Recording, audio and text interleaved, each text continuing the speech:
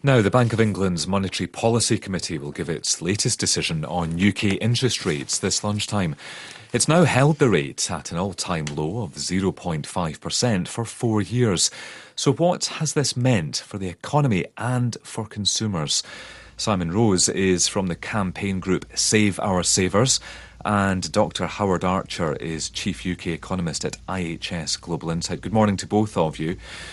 Dr. Archer, first of all, what has keeping the rate so low for so long actually achieved?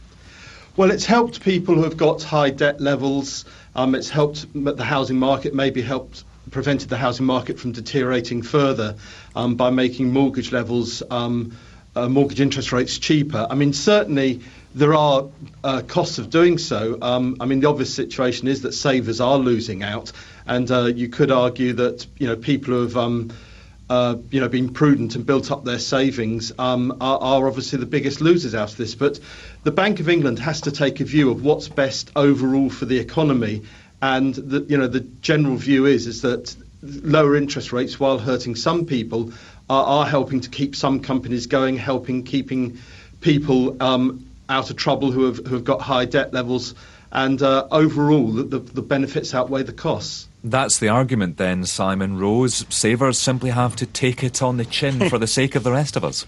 If this had actually worked, perhaps that would have been a very sensible argument, but it hasn't. We've had 4 years of it. We've had £375 billion of quantitative easing, and what's it done? Absolutely nothing. The Bank of England artificially suppressing the price of money is as ludicrous as the government centrally controlling the price of bread or anything else. It simply does not work. It gums up the economy. Savers have had £220 billion effectively stolen from them over 4 years, and it has not worked.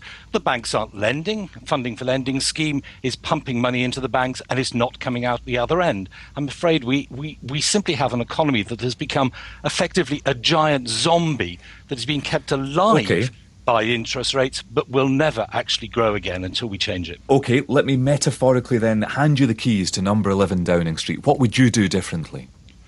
For a start, I would actually say that we were thinking of interest rates would begin to go up so that people can make the adjustments for when they do. Because if you do suppress interest rates, after a while, when foreign confidence disappears from the UK, those rates are going to go up anyway, and far better to prepare for it than to have it come as a terrible shock, because we are not prepared for interest rates to be any higher than they are.